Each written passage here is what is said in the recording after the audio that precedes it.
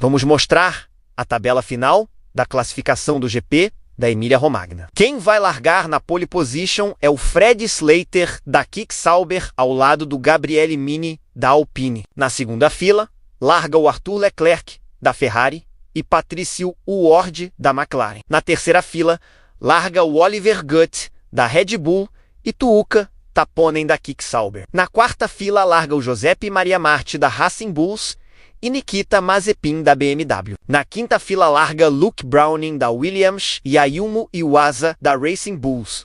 Na sexta fila, larga Paul Aron, da Alpine, e Zhu Guanyu, da Ferrari. Na sétima fila, larga Alessandro Juste, da Williams, e Valtteri Bottas, da Mercedes. Na oitava fila é da Martinius Stenshorn, da McLaren, e Stoffel Vandoorne, da Aston Martin. Quem ficou sem tempo foi o Dennis Hauger, da BMW, e Felipe Drugovich, da Aston Martin, na nona fila. Na décima fila é toda da Haas com Dino Beganovic e Pietro Fittipaldi.